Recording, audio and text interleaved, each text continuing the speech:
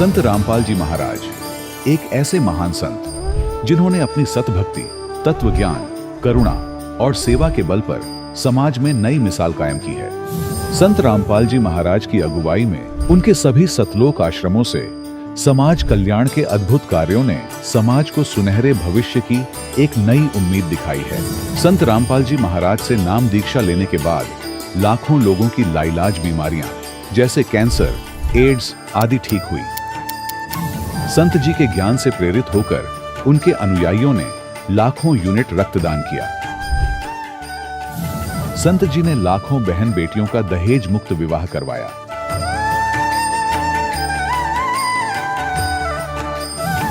संत जी ने लाखों लोगों का नशा छुड़वाया, करोड़ों उजड़े परिवार बसे। संत जी के आश्रमों में समागम के दौरान निःशुल्क नेत्र चिकित्सा, दंत चिकित्सा प्रदान की जाती है। संत रामपाल जी महाराज द्वारा समय समय पर पर्यावरण संरक्षण के उद्देश्य से बड़े स्तर पर वृक्षारोपण किया जाता है। संत जी ने जरूरतमंदों को तत्काल राहत पहुंचाने के लिए एम्बुलेंस सेवा शुरू की। संत जी अपने अनुयायियों को देहदान के लिए प्रेरित करते हैं, जिससे मानवता की सेवा और चिकित्सा क्षेत्र में सुधार हो सके। संत रामपाल जी महाराज के सभी आश्रमों में हर रोज निःशुल्क भंडारा आयोजित किया जाता है, जहां हर वर्ग, हर जाति और हर धर्म के लोग एक साथ बैठकर भोजन करते हैं।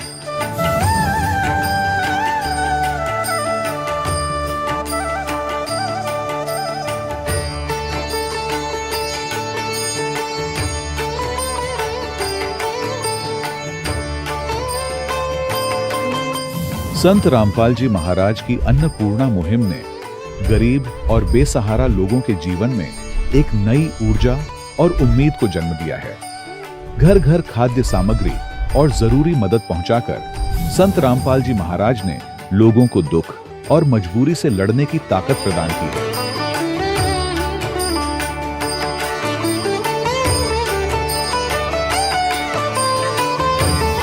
संत रामपाल जी महाराज द्वारा गरीब लोगों के लिए घर बनवाने का अद्भुत कार्य एक ऐसी मिसाल कायम कर रहा है जो सदियों सदियों संत जी की उदारता और दया भावना के तौर पर जाना जाएगा।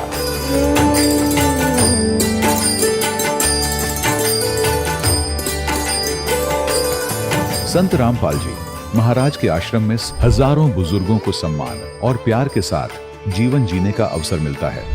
उनके खाने, रहने और स्वास्थ्य की पूरी जिम्मेदारी संत रामपाल जी महाराज उठाते हैं। अनाथ बच्चों के लिए संत रामपाल जी महाराज के सभी आश्रम किसी वरदान से कम नहीं। यहाँ उन्हें शिक्षा, संस्कार और भविष्य के लिए बेहतर अवसर प्रदान किए जाते हैं। चाहे बाढ़ हो, भूकंप या महामारी, संत रामपाल जी महाराज और उनके अनुयायी हमेशा ही जरूरतमंदों के लिए सबसे आगे खड़े रहते हैं। कोविड महामारी के दौरान संत रामपाल जी महाराज के आश्रमों से करोड़ों लोगों के लिए भोजन, दवाइयां और जीवन रक्षक सामग्रियां उपलब्ध कराई गई। चाहे गरीब की मदद हो या किसी शोषित और पीड़ित वर्ग के हक और सम्मान की लड़ाई, संत रामपाल जी महाराज ने हमेशा ही उनकी दबी आवाज को सरकारों तक पहुंचाया है और उन्हें उचित न्याय दिलवाने में अहम भूमिका अदा की है। समाज में आध्यात्मिक और सामाजिक मूल्यों के प्रति जागरूकता लाने में संत रामपाल जी महाराज हर कदम पर मानवता के सच्चे सेवक साबित हुए हैं। संत रामपाल जी महाराज का जीवन हमें सिखाता है कि सच्ची सेवा वही है जो निस्वार्थ भाव से की जाए। आइए हम भी इस महान सेवा के कार्य में इस महान संत से जुड़ें और संत रामपाल जी महाराज से नाम दीक्षा लेकर अपने जीवन को धन्य बनाएं।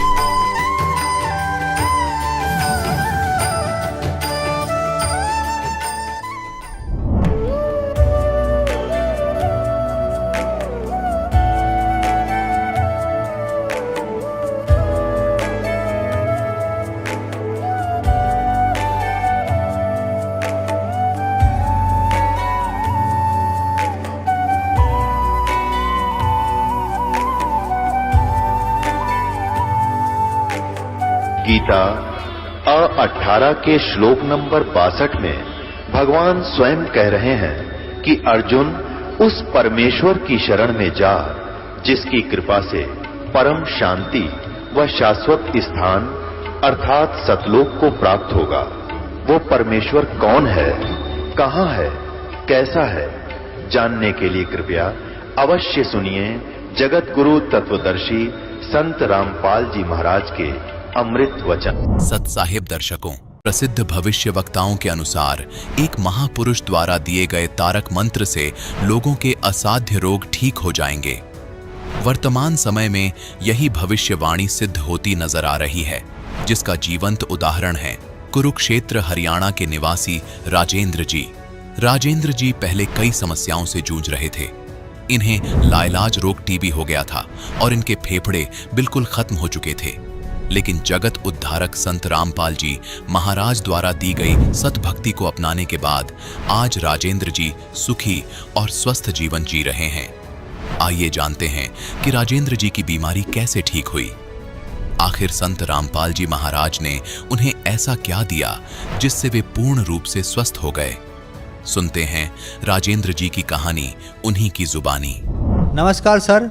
सर साहिब जी। सर क्या नाम है आपका? सर मेरा नाम राजेंद्र दास है, गांव बीबीपुर, जिला कुरुक्षेत्र, हरियाणा का रहने वाला हूं सर। सर संत रामपाल जी महाराज से नाम दीक्षा आपने कब ली? सर मैंने ये 13 मई 2006 में नाम दीक्षा ली क्रौंथ आश्रम में। सर संत रामपाल जी महाराज से नाम दीक्षा लेने से पहले आप क्या भक्ति साधनाएं करते थे? सर मैं पहले बचपन से ही जैसे राधा स्वामी महाराज जी के सत्संग सुनने जाता था, वहाँ सेवा पे भी जाते थे। शिव जी महाराज जी को भी बहुत ज़्यादा पूजता था मैं, शिव जी को अपने तरीके से, जैसे भी हम ऐसे ही भक्ति करते थे। और झाड़ फूंक वालों के पास भी जाते रहते थे, जैसे घर में कोई परेशानी होती थी। और हर तरह के जैसे भी जो संसारिक सेवा कर रहे हैं लोग, हम भी वैसे ही देवी देवताओं की पूजा करते रहते थे जी। सर आपको संत रामपाल जी महाराज के बारे में जानकारी कहाँ से मिली? हमारे मामे का जमाई है, उन्होंने नामदेश लिया था, उन्होंने हमारे को बताया है भी ऐसे ऐसे करके संत रामपाल जी महाराज हैं। क्योंकि हम बहुत ज़्यादा परेशान थे, इतने परेशान थे जी, जैसे मेरी शादी हुई, मेरी पत्नी प्रेग्नेंट हुई वो, और 4 महीने प्रेग्नेंट हुआ था, तो तभी उसको मतलब ये गर्भपात हो गया। उसके बाद फिर से प्रेग्नेंट हुई, फिर से जैसे 5-6 महीने से ही प्रेग्नेंट हुई थी वो, तभी से हमारे को बहुत ज़्यादा परेशानी होनी शुरू हो गई। जैसे भगतमती को जैसे दांत ऐसे दांदन पड़ जाती, बेहोश हो जाती वो 1 घंटे के लिए।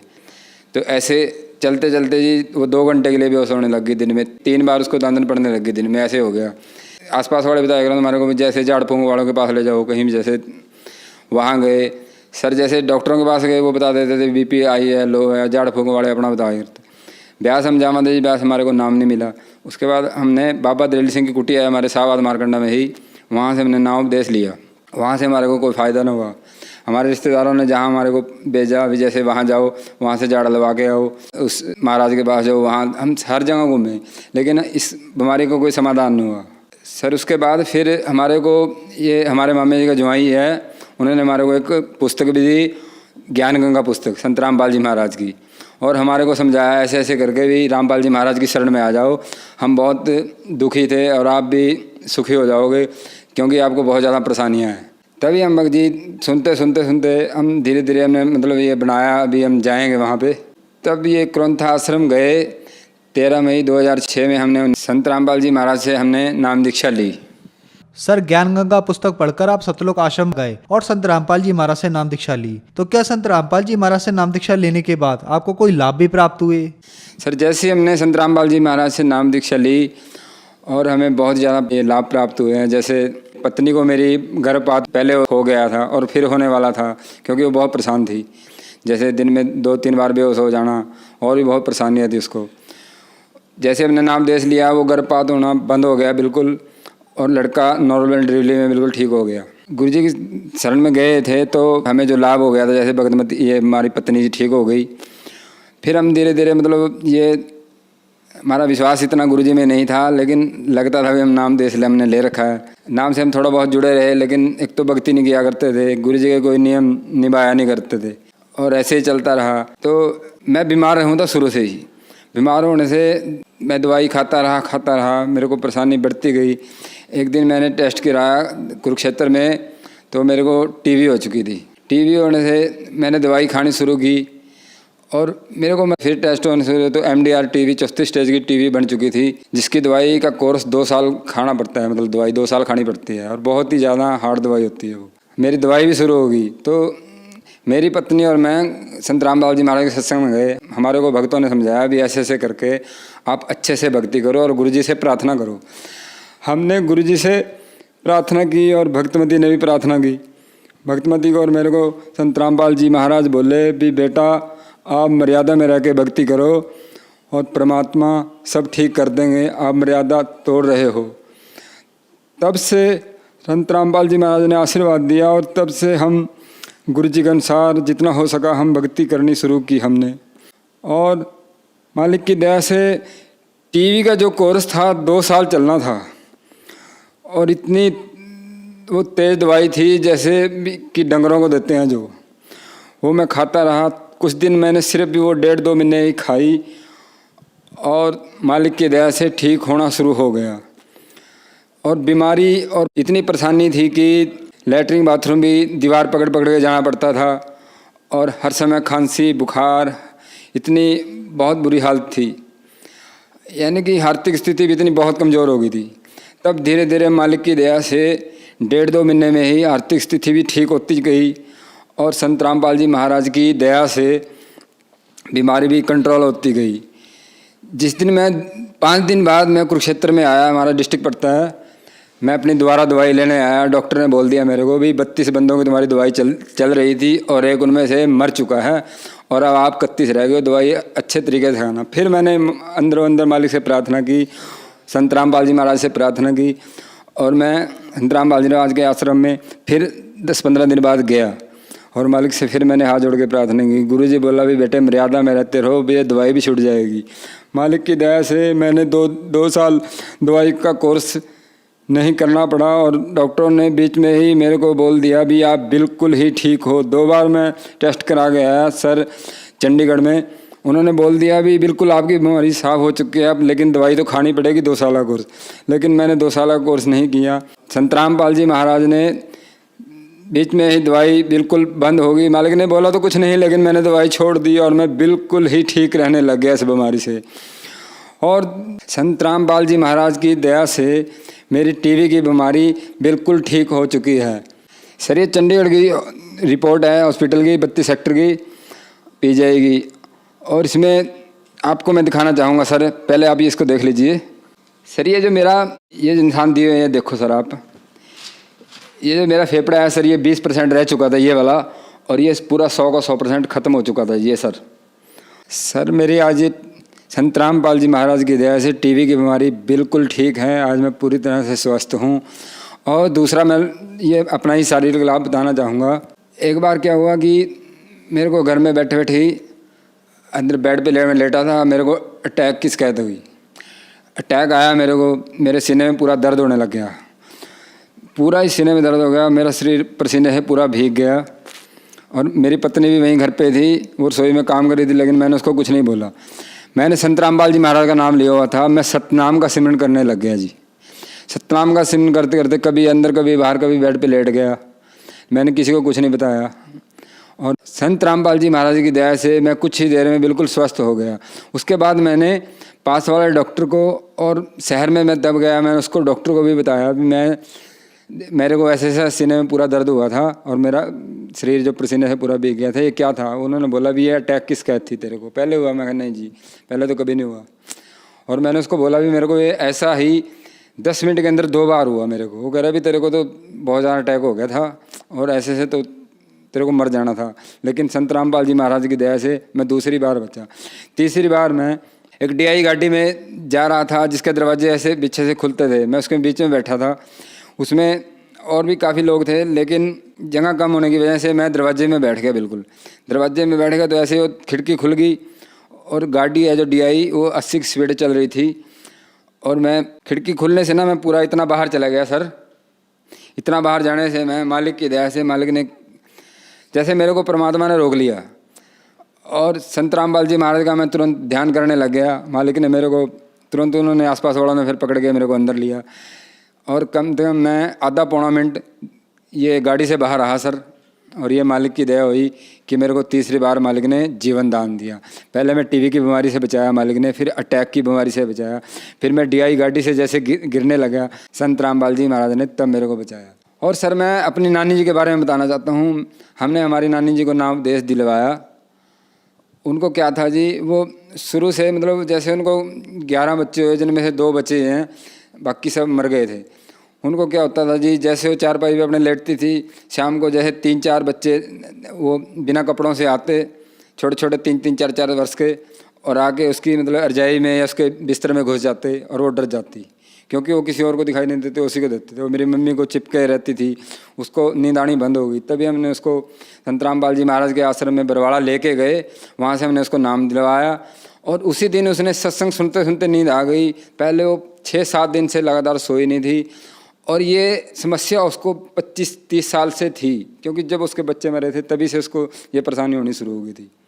हमने घर भी बदल लिए, पहले दूसरे घरों में रहते थे, अब दूसरे घर में आ गए थे, तब भी उसको परेशानी ये थी। और ये संत रामपाल जी महाराज की दया से उन्होंने सिर्फ नाम लिया और वो ठीक हो गई बिल्कुल। हमारे को ये चौथा लाभ हुआ। और मालिक ने बहुत लाभ दिए हैं, जैसे मोटरसाइकिल ले संत रामपाल जी महाराज की दया से नगद कैश लेके आए हम। पहले हम साइकिल नहीं ले पाते थे। संत रामपाल जी महाराज की दया से हमने एक दुकान बनाई है न्यारी की, जो हम कल्पना भी नहीं कर सकते थे पहले कभी। मालिक की दया से, संत रामपाल जी महाराज के दया से हमें बहुत लाभ हुए हैं जी। सर, संत रामपाल जी महाराज से नाम दीक्षा लेने के बाद आपको बहुत सारे लाभ प्राप्त हुए, तो जो श्रद्धालु आज आपको देख रहा है, आप उन्हें क्या संदेश देना चाहेंगे? सर मैं उनसे, सभी श्रद्धालुओं से हाथ जोड़ के प्रार्थना करना चाहूँगा कि संत रामपाल जी महाराज का सत्संग चैनलों पे आता है, वो संत रामपाल जी महाराज का सत्संग देखें, अपना सोच विचार करें। ये निष्जन्म बार बार नहीं मिलता।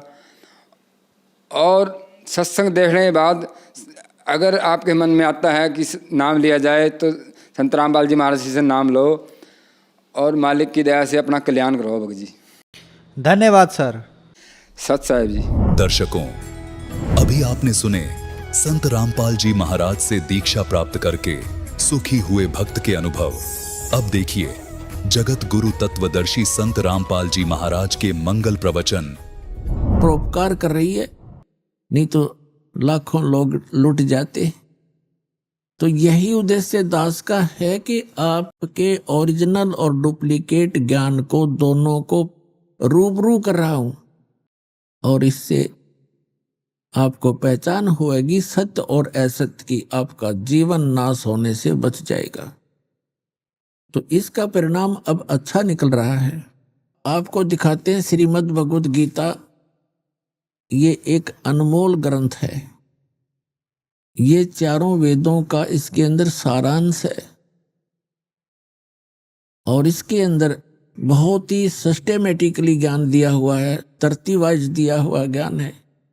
लेकिन हमारे धर्मगुरु हमारे अध्यात्म मार्ग के इन ग्रंथों को, आध्यात्मिक ग्रंथों को, सदग्रंथों को समझ नहीं सके, जिस कारण से ये हमें लोक वेद सुनाते रहे। लोक वेद का अर्थ होता है दंत कथा, अक्षेत्रीय ज्ञान। लोक वेद, अक्षेत्रीय ज्ञान, दंत कथा, सुना सुनाया ज्ञान एक दूसरे से जो सत्य ना हो, उसको लोक वेद कहते। कबीर परमेश्वर जी कहते हैं, पीछे लग गया जाऊं था मैं लोक वेद के साथ, और रास्ते में सतगुरु मिल गए, दीपक दे दिया हाथ। जैसे परमात्मा हमारे को समझाने के लिए अपने ऊपर ही वो सब उदाहरण कोड करते हैं, एग्जाम्पल कोड करते हैं, उदाहरण लगाते हैं। क्या बताना चाहते हैं परमात्मा के? पहले में लोकवेद यानी सुने सुनाए अपने धर्म मजहब अक्षेत्र में जो भी साधनाएं पूजाएं चल रही थी, उस लोकवेद के आधार से भक्ति कर रहा था। फिर सतगुरु मिल गए जिसने तत्व ज्ञान रूपी टॉर्च दीपक हमें दे दिया। अब उस तत्व ज्ञान रूपी टॉर्च यानी दीपक की रोशनी में अब हम भटक नहीं सकते, हम सीधे रास्ते चलेंगे जो मालिक ने बताया है। तो जैसे ये दास पहले श्री कृष्ण, श्री विष्णु, श्री रामचंद्र जी और शंकर भगवान का पुजारी था, हनुमान जी का पुजारी था। यानी सभी साजली पूजा हम करते ही थे, सभी हिंदू। जो भी देव किसी ने बता दिया इससे बहुत लाभ होता है, उसी की उपासना प्रारंभ कर दिया करते थे। तो ये था लोकवेद। और फिर परम संत आदरणीय स्वामी रामदेवानंद जी मिले मुझदास को। उन्होंने जो रास्ता दिखाया, तत्व ज्ञान रूपी टॉर्च दे दी, तो उस टॉर्च की रोशनी में दास फिर उस लोक वेद को त्याग कर और यथार्थ मार्ग ग्रहण कर लिया। अब जैसे आज प्रसंग जो चला है कि जो साधनाएं हम किया करते थे और उन्हीं साधनाओं को हमारे दूसरे कुल के लोग भी करते थे, उनसे अच्छा हमारी व्यवस्था रही। जैसे ये दास श्री राम, श्री कृष्ण और विष्णु जी और भी अन्य साथ साथ जितने भी देवता, शंकर भगवान, हनुमान जी, गणेश जी, सबकी पूजाएं करता था। और घर में जो भी सुख होता था, जैसे बच्चे पहले पढ़ते हैं तो सफलता मिलना भी हम भगवान को क्रेडिट दिया करते थे। फिर बच्चे संतान हुई, लड़के लड़की हुई, तो भी हम भगवान को इस क्रेडिट देते थे कि जो साधना हम कर रहे हैं, शायद हम सोच रहे थे इन्हीं से हमें सब कुछ प्राप्त हो रहा है। फिर सर्विस लगी तो भी यही सोचा कि हनुमान जी ने दया कर दी, भगवान विष्णु ने दया कर दी, बाबा श्याम जी जो हमारा घरेलू देवता था, कभी उसको याद करते थे, उन्होंने कृपा बख्श दी। और कभी विष्णु जी को, कभी शंकर जी को, इन सभी को क्रेडिट दिया करते थे कि इन्होंने बड़ी रजा बख्श दी। अब पता चला कि वो जो कुछ भी हमें मिल रहा था वो हमारे प्रारब्ध में लिखा हुआ था। पूर्व जन्म के संस्कार ही प्रफुल्लित हो रहे थे। उन्हीं पूजाओं को करते हुए हमारे दूसरे परिवार के व्यक्तियों को वो लाभ नहीं हुआ, बहुत सी हानियां भी हुई। तो अब पता चला कि जो साधना हम कर रहे थे जिन देवताओं की, वो हमें ना हानि कर सकते हैं ना कोई लाभ पहुंचा सकते। वो केवल हमें वर्क डन ही दे सकते हैं, जैसा कर्म करेंगे वैसा ही देंगे। पूर्व जन्म का किया हुआ जो संचित कर्म होते हैं उनमें से एवरेज में निकाले जाते हैं पुण्य और पाप, उससे एक जीवन बना दिया जाता है जिसको प्रारब्ध कहते हैं, किस्मत कहते हैं। तो जब तक हम पूर्ण परमात्मा की साधना, सत्य साधना नहीं करते, तब तक हम केवल अपना प्रारब्ध ही भोग रहे होते हैं, अपने किस्मत को से ही प्राप्त कर रहे होते हैं। और जब हम परमात्मा, पूर्ण परमात्मा की शरण में आते हैं, पूर्ण संत मिल जाते हैं, सत साधना मिल जाती है, तो फिर हम उससे हटकर लाभ लेते हैं। जैसे पहले वाली साधनाएं इन अन्य देव भगवानों की पूजाओं से, जैसे ब्रह्मा विष्णु महेश जी और ब्रह्म तथा परब्रह्म, इनकी भक्ति करने वालों को केवल किया हुआ कर्म ही मिलेगा। उनके प्रारब्ध में यदि दुख है तो वो दुख होगा ही होगा। किसी का पुत्र मरना है तो मरेगा ही मरेगा, किसी की टांग कटनी है तो कटेगा ही कटेगी। उसे आपके प्रारब्ध में परिवर्तन नहीं हो सकता। हाँ, अशुभ और शुभ दोनों डिपॉजिट होते चले जाएंगे, वो आपके संचित कर्मों में जुड़ जाएंगे। और जब हम पूर्ण परमात्मा सत्य पुरुष कबीर भगवान की भक्ति करेंगे, पूर्ण संत से लेकर, इन नकलियों से नहीं, उससे कोई लाभ नहीं होना। सत साधना, सत मंत्र और पूर्ण सतगुरु और सच्ची लगन से मर्यादा में रहते हुए जो भक्ति करेंगे, फिर उनकी प्रारब्ध में यदि कोई हानि होनी है वो नहीं होगी। वो परमात्मा का विधान है, वो समर्थ परमात्मा है, वो हानि को टाल देता है, पुण्य आपके प्रफुल्लित होंगे। उदाहरण के लिए जैसे किसान खेती बीजता है, गेहूं बोता है, उसके अंदर खरपतवार भी साथ उग जाता है और गेहूं से भी अधिक उग जाता है। तो पहले इसका कोई समाधान नहीं था, पहले ऐसी कोई मेडिसिन डिस्कवरी नहीं हुई थी, अनुसंधान नहीं हो पाया था। और अब एक ऐसी मेडिसिन बना दी है वैज्ञानिकों ने कि उस मेडिसिन को, उस दवाई को पानी में डाल दिया जाता है खेती के अंदर पानी में डालकर छिड़क दिया जाता है तो वो घास को, खरपतवार को नष्ट कर देती है, फसल बच जो की तो खड़ी रहती है, उसको हानि नहीं करती, तो वो फसल दुगनी होती है। इसी प्रकार अब परमात्मा ने यह दया बख्शी है, अपने वो जैसा नियम है उसका, वो रहस्य गूढ़ मंत्र, वो गुप्त मंत्र परमात्मा यहाँ सार्वजनिक करता है, जिसके जाप करने से हमारा वो खरपतवार रूपी पाप नष्ट हो जाते हैं, हमारे पुण्य शेष रह जाते हैं। तो वो मेडिसिन इस दास के पास है, इस विश्व में किसी के पास नहीं है।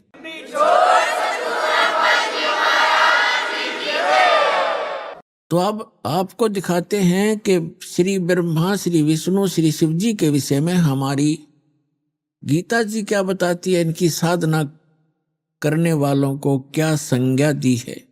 अब आपको दिखाते हैं श्रीमद् भगवत गीता अध्याय नंबर 7 का कुछ अंश दिखाते हैं। देखिएगा, श्रीमद् भगवत गीता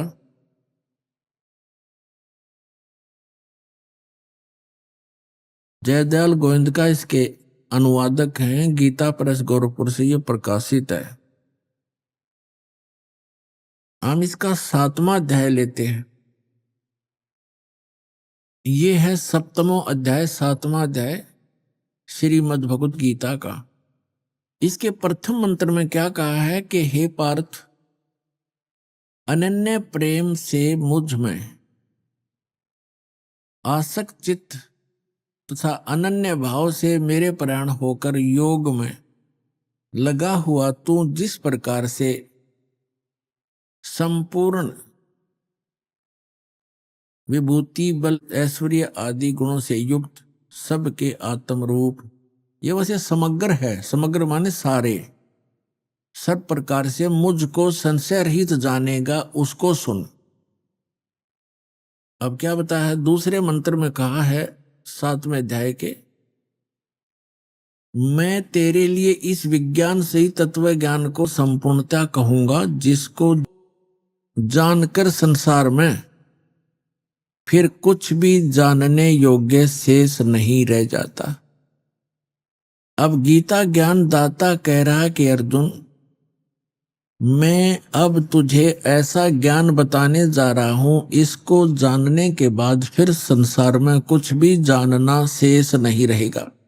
अपने आत्माओं देखना, और इस पवित्र गीता को हम शिरोधार्य मानते थे, पढ़ते भी थे, डेली पाठ भी किया करते थे, लेकिन कहते गुरु बिन काहु न पाया ज्ञान, जो थो था भुस छड़े मूड किसाना, गुरु बिन वेद पढ़े जो प्राणी, समझे न सार रहे अज्ञानी।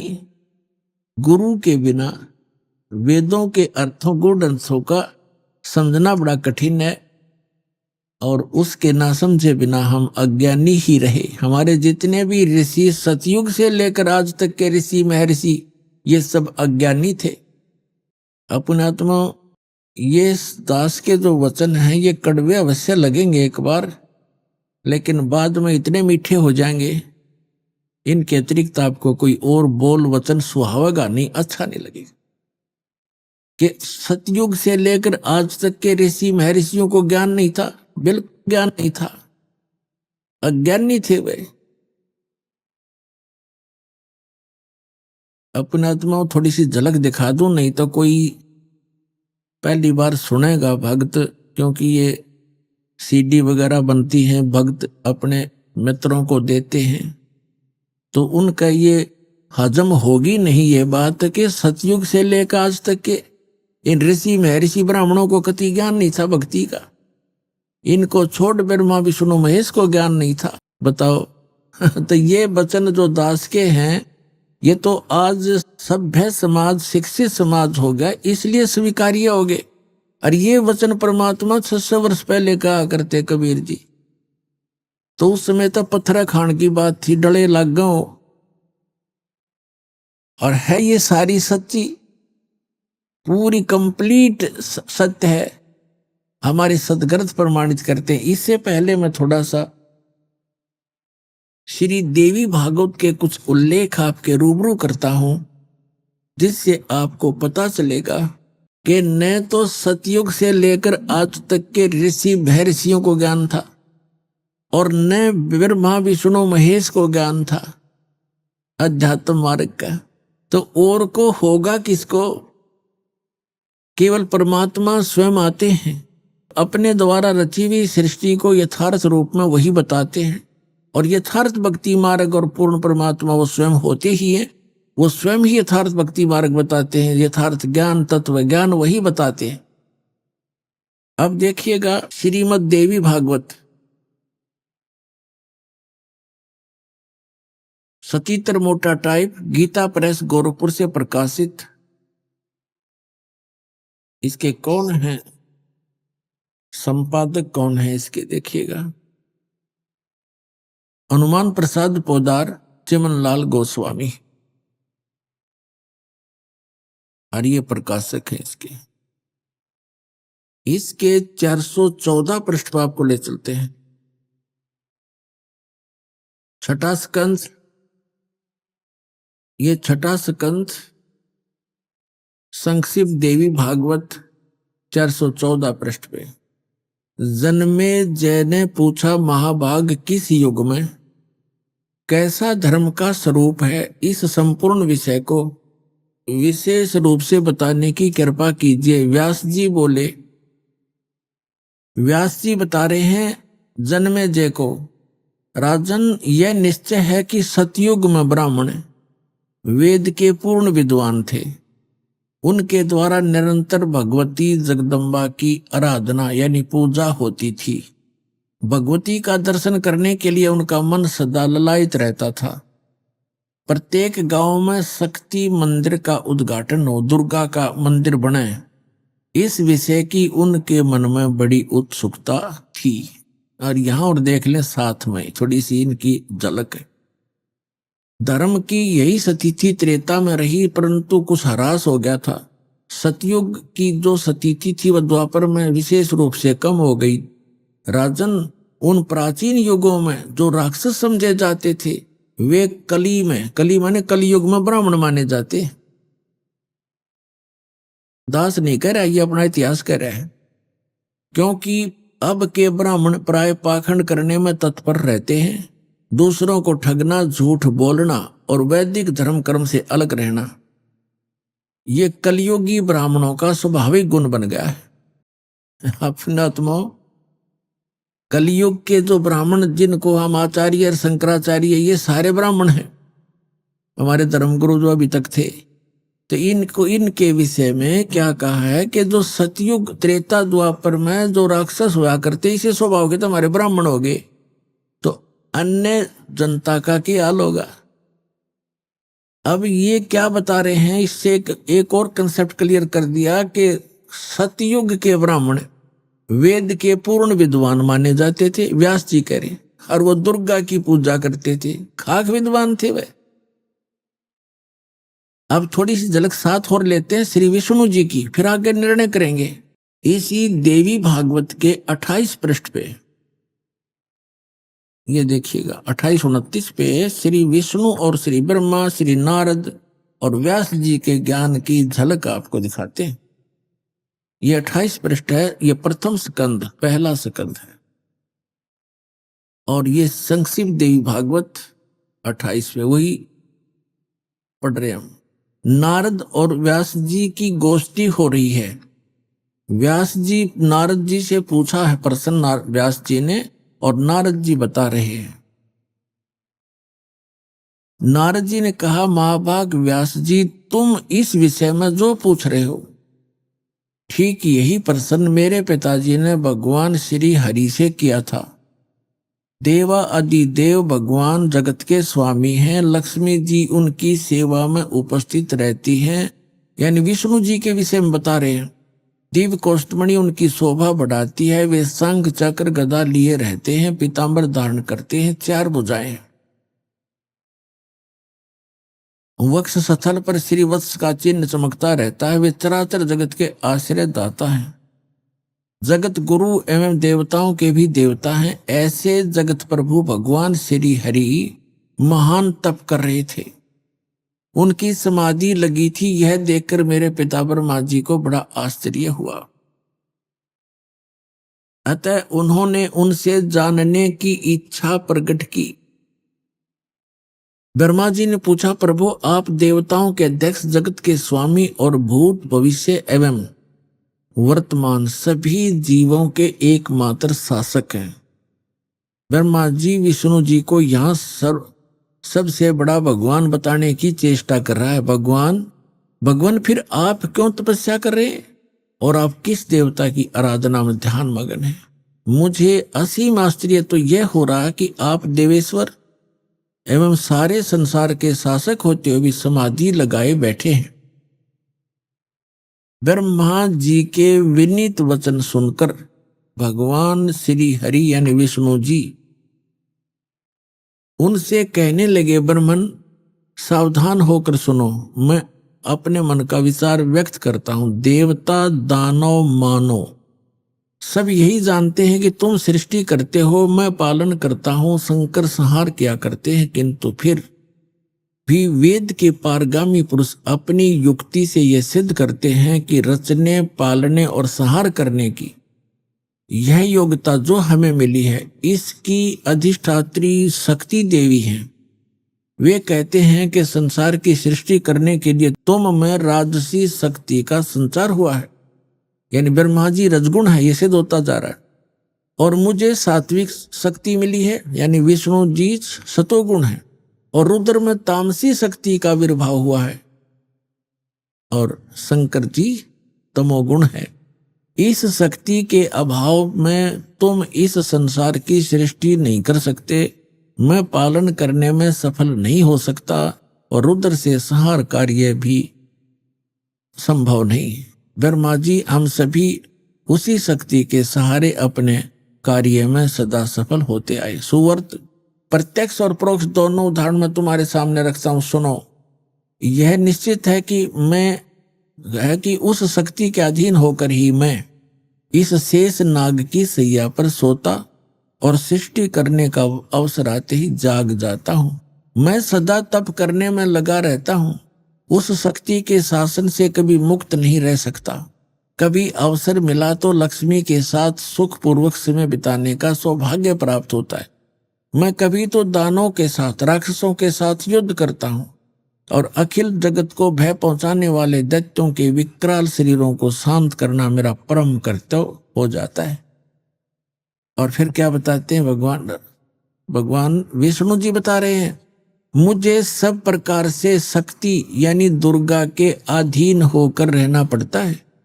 उन्हीं भगवती शक्ति का यानी दुर्गा जी का मैं निरंतर ध्यान किया करता हूं, और ब्रह्मा जी मेरी जानकारी में इस भगवती शक्ति से बढ़कर दूसरे कोई देवता नहीं, यानी दुर्गा से ऊपर मैं किसी भगवान से परिचित नहीं हूं। ये सबसे बड़ी, मेरे लिए सबसे बड़ी भगवान दुर्गा है।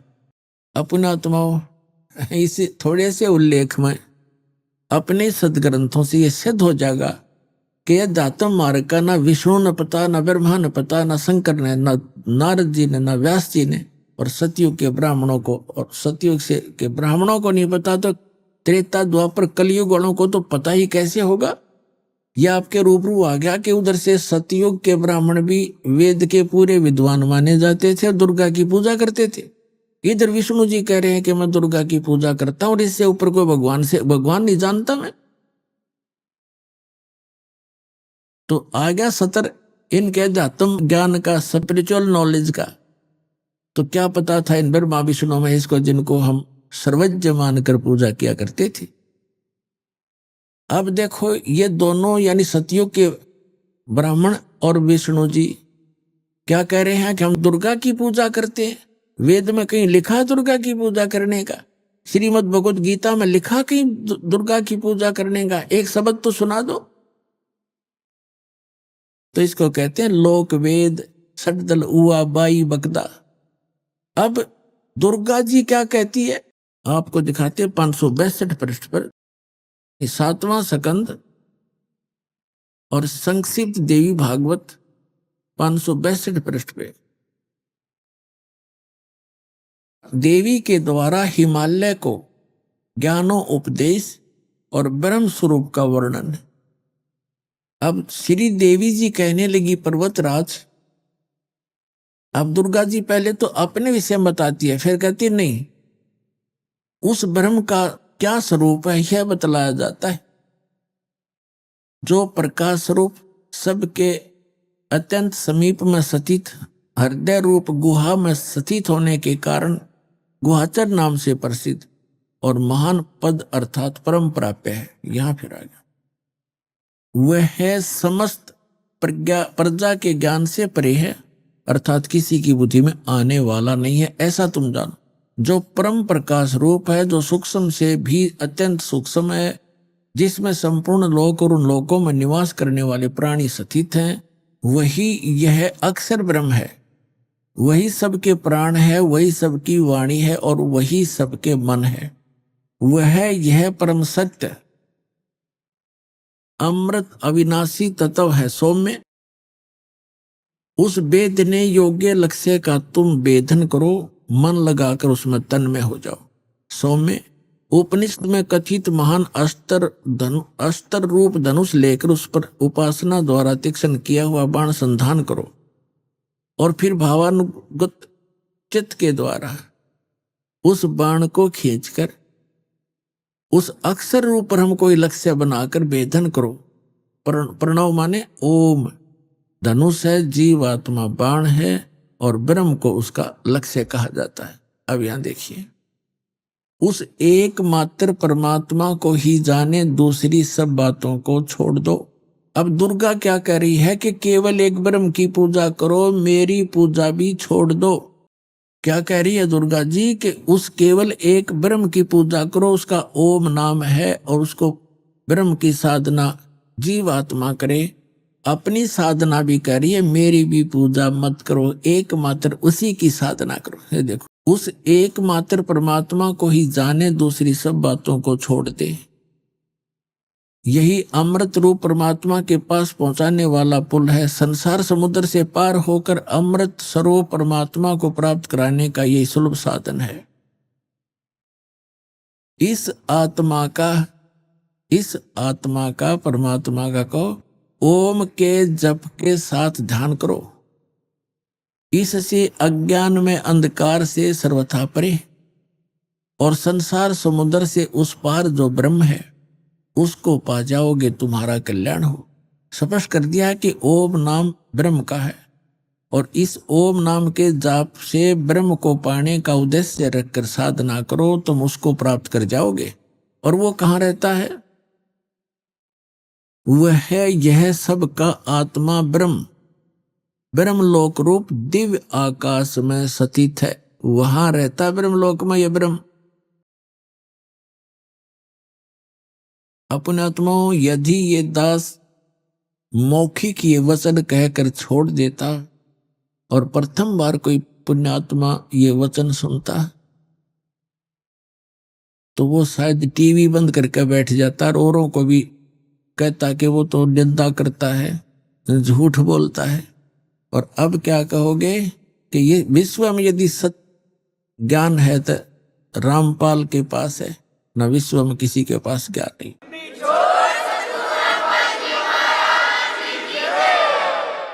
अब हम आते हैं श्रीमद् भगवत गीता अध्याय नंबर 7 पर।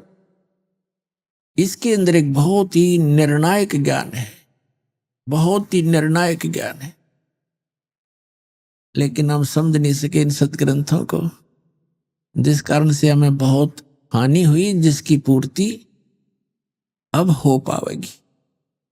अब देखिएगा, श्रीमद् भगवत गीता, गीता प्रेस गोरखपुर से प्रकाशित है। जयदाल गोविंद का इसके अनुवादक हैं। ये है 7वां अध्याय। हमने ये पढ़ लिया पहले, फिर पढ़ लेते हैं। प्रथम मंत्र में क्या कहा है कि गीता ज्ञानदाता कहता है, हे पार्थ, अनन्य मन से मुझ में आसक्त चित्त अर्थात अनन्य भाव से मेरे प्राण होकर योग में लगा हुआ, जिस प्रकार से तू समग्र यानी सर्व भाव सब प्रकार से, समग्र माने सब प्रकार से मुझको संशय रहित जानेगा उसको सुन। अब दूसरे में 7वें अध्याय का श्रीमद् भगवत गीता का दूसरा मंत्र पढ़ते हैं। मैं तेरे लिए इस विज्ञान सहित तत्व ज्ञान को संपूर्णता कहूंगा, जिसको जानकर संसार में फिर कुछ भी जानने योग्य शेष नहीं रह जाता। अब तीसरे मंत्र में कहा कि हजारों मनुष्यों में कोई एक मेरी प्राप्ति के लिए यत्न करता है। यत्न करने वाले योगियों में भी कई एक मेरे प्राण होकर मुझको तत्व से अर्थात यथार्थ रूप से जानता है। चौथे में कहा है ये पृथ्वी जल अग्नि वायु आकाश मन बुद्धि और अहंकार भी इस प्रकार यह 8 प्रकार से विभाजित मेरी प्रकृति है। यह 8 प्रकार के भेद वाली तो अपरा मेरी जड़ प्रकृति है। और हे महाभाव, इससे दूसरी को जिससे ये संपूर्ण जगत धारण किया जाता है, मेरी जीव रूपा परा अर्थात चेतन प्रकृति जान। अपने आत्माओं यहां यह सिद्ध हो गया कि 2 प्रकृति बताई जा रही है। एक तो ये बताया है कि पृथ्वी जल वायु आकाश मन बुद्धि और अहंकार, ये 8 का योग से ये बनती है जड़ प्रकृति। और दूसरी या चेतन प्रकृति दुर्गा है। ये चेतन प्रकृति जो है दुर्गा है, अष्टंगी है। यहां ये कोड वर्ड है क्योंकि श्रीमद् भगवत गीता वेदों का सारांश है। 4 वेद इतने मोटे हैं और उनसे ये पतली सी बुक 18 अध्याय बने हैं जिसमें कुल 700 मंत्र हैं। तो वो कोड वर्ड ज्यादा है और कोड वर्डों को टीचर ही समझा करते हैं। हमारे अध्यात्म गुरु जो थे वो टीचर नहीं थे, उनको इनका गूढ़ रहस्य का ज्ञान नहीं था। तो यहां से हो गया कि एक तो ये जड़ प्रकृति, ये 8 जो बताई, पृथ्वी जल वायु अग्नि आकाश मन बुद्धि और अहंकार है। और दूसरी चेतन ये दुर्गा है। अभी स्पष्ट करेंगे आपके सामने। दुर्गा को प्रकृति भी कहते हैं। अब आगे ये क्या बताना चाहता है। अब श्रीमद् भगवद गीता का अध्याय हम 7 पढ़ रहे हैं और इसमें ये 11वां मंत्र हम पढ़े। हे भरत श्रेष्ठ, मैं बलवानों का बल यानी आसक्ति और कामना से रहित बल सामर्थ्य हूं। मैं बलवानों का बल हूं और सभी प्राणियों को, भूतों को, इन प्राणियों के धर्म के अनुकूल शास्त्र अनुकूल काम मैं हूं। धर्म अविरुद्ध काम मैं हूं। अभी आपने सुने संत रामपाल जी महाराज के मंगल प्रवचन। आइए अब सुनते हैं संत रामपाल जी महाराज से नाम दीक्षा लेकर सतभक्ति करके अद्भुत लाभ प्राप्त करने वाले अनुयायी के विचार। दर्शकों, मानव अपने जीवन में अनेकों भक्ति साधना करता है और अनेकों तीर्थ यात्रा पर जाता है, लेकिन फिर भी उसके मन को संतुष्टि व शांति नहीं मिलती। ऐसी ही कहानी है अलीगढ़ उत्तर प्रदेश के रहने वाले महेंद्र जी की। महेंद्र जी ने अपने जीवन में अनेकों भक्ति साधना की और ये मानकर गंगा स्नान पर भी गए कि मेरे सभी पाप धुल जाएंगे और मुझे सुख की प्राप्ति होगी। लेकिन फिर भी इनके जीवन में इन सब के विपरीत होता जा रहा था। आज महेंद्र जी का कहना है कि अब मुझे यह पता चल गया है कि वास्तव में पापों का नाश करने वाली भक्ति साधना कौन सी है। ऐसी साधना जो साधक को सच्चे सुख की प्राप्ति करवाए, वह और कोई नहीं बल्कि आदि सनातनी भक्ति है, जो संत रामपाल जी महाराज अपने सभी शिष्यों को प्रदान कर रहे हैं। दर्शकों, आइए जानते हैं कि महेंद्र जी ऐसा क्यों कह रहे हैं। सुनते हैं महेंद्र जी की कहानी उन्हीं की जुबानी। नमस्कार सर। नमस्कार सर। सर क्या नाम है आपका? महेंद्र दास। महेंद्र जी आप कहाँ से हैं? मैं जिला अलीगढ़ यूपी से हूँ।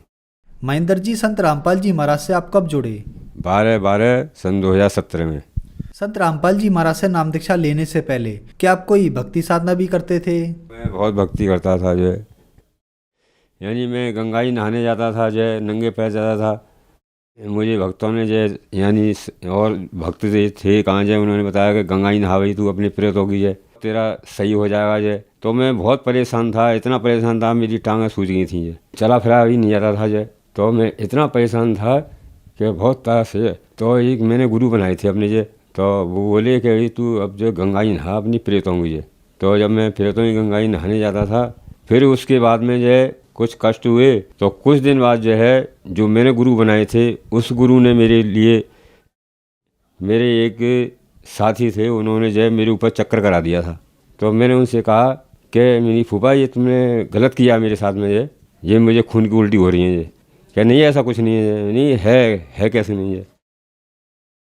तो वो नहीं माने। मैंने कि मुझे ठीक कर दो, कहाँ है, क्या नहीं ठीक हो जाएगा तुझे। नहीं ठीक हुआ, मैंने डॉक्टरों को दिखाया बहुत जो है।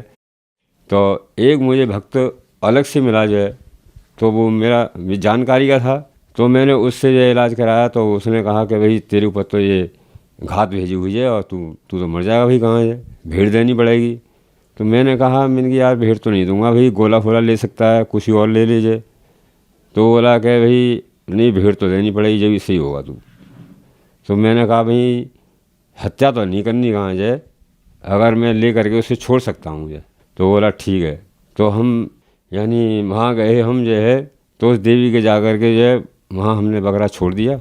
फिर उसके बाद में उसने भी कहा कि गंगा जी नहाओ तुम अपनी प्रेतों की जो है, तब सही हो गई। मैं गंगा जी नहाता रहा, तो भी परेशान रहा, मैं परेशानी में जूझता रहा जो। फिर मैं जूझता रहा, परेशान रहा, और जो घर से भी बर्बादी के लक्षण बन गए। तो फिर मैं जो है फिर देवी देवता की पूजा करता है। तो देवी देवता कहते थे तू अपना गुरु बना ले। जो मेरे पहले गुरु थे वो ख़त्म हो गए थे। तो उसके बाद में वो कहा उन्होंने कोई गुरु बनाए। मैं रात को सोता था और उन मंत्रों को याद करके नहीं, तो वो कहते गुरु बना ले तुझे। कि भाई अब मैं ये सोचता मैं गुरु किसको बनाऊँ, मुझे कोई गुरु नहीं दिखता था कहाँ जाए। तो मैं एक से धन सतगुरु के उसमें डेरे में गया जाए। मेरे साथी थे, पास में एक मास्टर थे, उन्होंने कहा कि भाई तू ना इसमें सच्चा सौदा में चल कर आ जाए और तो तेरा सब कल्याण हो जाएगा जे। तो मैं गया वहाँ पर जे, उनके कहने से जे। जब मैं गया तो कहाँ जे मैंने वहाँ का माहौल देखा। वहाँ तो ऐसे जैसे ही कहाँ में पैंट लगती है, इस तरह से वहाँ का माहौल देखा मैंने जे। और नामदान तो ले लिया मैंने वहाँ से जे, मगर मेरा मन नहीं करा चाहा वहाँ से। फिर एक दिन जा कर के जो है फिर नहीं गया मैं उनके यहाँ, उनके डेरे में झड़ जो है नहीं गया। तो अब इसी तरह से मेरी तड़फ थी कि मेरा गुरु कोई सच्चा सही मिले, अच्छा रास्ता बताने के लिए, जो परमात्मा की शरण में पहुँच जाऊँ मैं। फिर वो बोला मेरे भाई कि भाई साहब जो है नामदान ले लो जे। मैं नामदान मैं आज ही लूँगा फिर संत रामपाल जी के यहाँ। तो मैंने कहा चलो मैं ये आज ही नामदान दिलवाइए नामदान केंद्र से। कि कहाँ पर है, मैंने कि जलालपुर है। तो मैं वो ले गए मुझे बुला करके, जब मैं नामदान लिया। संत रामपाल जी महाराज से नाम दीक्षा लेने के बाद आपको क्या क्या लाभ प्राप्त हुए? हाँ, मुझे लाभ हुए है। और जो कि मैं दारू फारू बहुत पीता था जो, वो भी मेरी सब छूटी है। दारू इतनी पीता था कि सुबह शाम तक हो जाती थी, और सब मेरे घर भाई मुझसे लड़ते थे, परेशान होते थे मुझसे, कहाँ जे कि तुम इतना पैसा बिगाड़ते हो, ये करते हो वो करते हो, जे कमाई इतनी है नहीं, कहाँ से आता है जे। तो झड़ मैंने जो है संत रामपाल जी का नामदान लिया। मैंने जो नामदान लेकर के मेरी सब दारू फारू सब छूट गई। कोई भी आज तक मैंने दारू नहीं पी जे, और ना ही मैंने कोई कुछ खाया, ऐसा नशा करता मैं अब जो। मुझे बहुत लाभ मिले हैं। जबकि मेरे कुछ दिन पहले जो हार्ट अटैक की बीमारी हुई थी, एकदम मुझे आँखों तरह अंधेरा हो गया था जो। अंधेरा होकर के मैं एकदम पसीने में नहा गया। पसीने नहा करके मैंने कहा मुझे भाई हॉस्पिटल ले चलो कहाँ जाए, और मेरी हालत ज़्यादा ख़राब है। तो मैं हॉस्पिटल गया। हॉस्पिटल जा कर के जो यानी मलकानसी हॉस्पिटल गया मैं जो, वो विशेषज्ञ हार्ट का ही यानी डॉक्टर था। डॉक्टर ने यानी चेकअप कराया। चेकअप करा करके देखा कि भाई इसको मेडिकल ले जाइए, जल्दी से जाइए। तो एक रास्ते में नर्सिंग होम पड़ा जाए, जो कि बासड़े डॉक्टर बासड़े है। तो वहाँ दिखाया, तो उसने देख करके ही कह दिया कि मेडिकल ले जाइए, इनको फ़ौरन तुरंत ले जाइए। तो मेडिकल ले गए। मेडिकल में मेरा यानी ट्रीटमेंट शुरू हुआ। शुरू होकर के जो है यानी चेकअप हुआ। चेकअप होकर के डॉक्टरों ने कहा भाई इनकी धड़कन तो बहुत तेज़ है जो, और क्या होगा, क्या आप इलाज करिए, जो कुछ होगा सब संत रामपाल जी महाराज करेंगे जो। तो मेरे एक इंजेक्शन लगाया उन्होंने जो। इंजेक्शन लगा करके जो है थोड़ा मेरे दर्द बंद हुआ, धड़कन कम हुई है। तो वहाँ से मुझे फिर रेफ़र कर दिया बाढ़ में जो। जब बाढ़ में रेफ़र कर दिया, तो डॉक्टर ने कहा कुछ दिन 2 दिन बाद कि तुम आना, 2 दिन बाद जो है आज तुम्हारी छुट्टी होती है, छुट्टी करते हैं। तो छुट्टी करके नहीं, मैं मंगलवार दिन गया डॉक्टर के पास जो है वार्ड नंबर 14 में। तो उन्होंने कहा कि भाई तुम्हारे तो ऑपरेशन होगा। मैंने की ऑपरेशन होगा काय का? क्या आपके हार्ट का जो है, जो आपके हार्ट की परेशानी है उसका ऑपरेशन होगा। मैंने कहा कितने पैसे लगेंगे? 1 लाख रुपया भी लग सकता है। मैंने 1 लाख रुपया कैसे लगेगा? तो वो बोले कि भाई उसमें छल्ला पड़ता है, एक जो 2 पड़े या 1 पड़े जो, तो छल्ला पड़ेगा आपके जो है ऑपरेशन होगा। मैंने कहा जी मेरे पास तो 70 पैसे भी नहीं है, तो मैं पहले घर पूछ लेता हूँ जो। मैं घर आया, घर आ करके जो है मैंने कुछ दिन देखा मैंने कि मेरी कोई परेशानी बढ़ती है आगे को नहीं बढ़ती है, तो मुझे परेशानी हुई। तो मैंने संत रामपाल जी के यहाँ मैंने अपनी प्रार्थना लगाई और प्रार्थना करके दूसरे दिन खबर मिली कि आपको परमात्मा दया करेंगे जो, आप ठीक हो जाओगे और कोई भी परेशानी नहीं होगी। तो जब से अब तक मुझे कोई भी परेशानी नहीं हुई है। मैं संत रामपाल जी की कृपा से जो मैं बिना ऑपरेशन के ठीक हुआ हूँ और कोई मुझे परेशानी नहीं है, कैसी भी किसी भी तरह की परेशानी नहीं है शरीर के अंदर जो। मैंने जब से अब तक का किसी भी चीज़ की गोली एक भी गोली नहीं खाई है आज तक जो, जिससे कि मैं स्वस्थ हूँ, बढ़िया हूँ।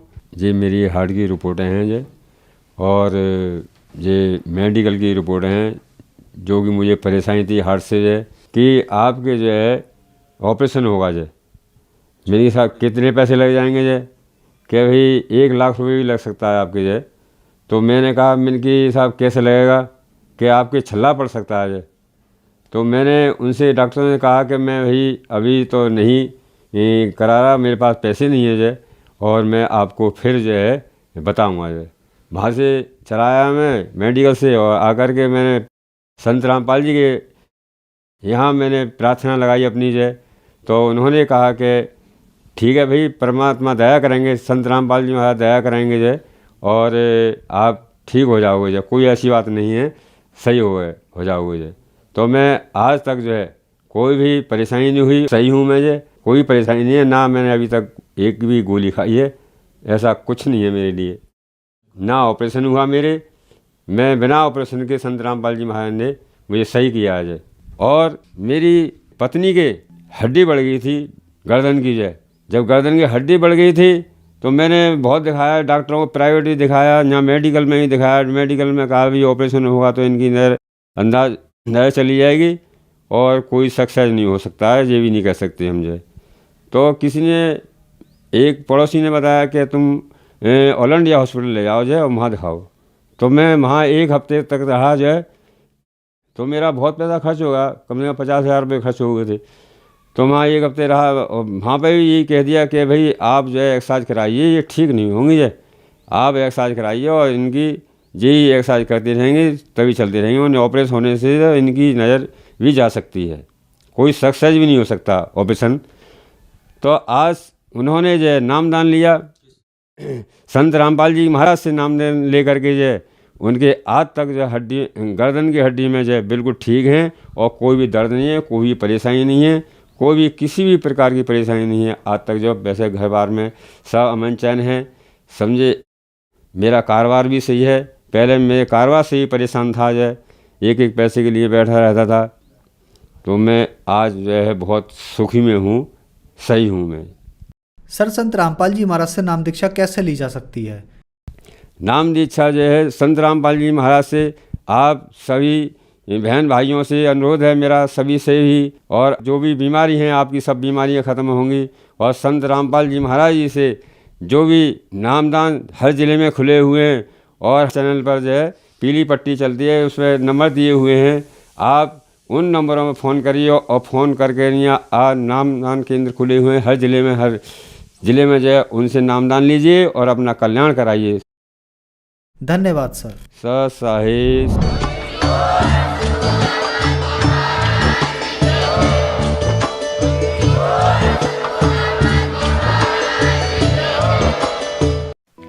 आप सुन रहे थे जगत गुरु तत्वदर्शी संत रामपाल जी महाराज के मंगल प्रवचन। अधिक जानकारी के लिए संपर्क करें।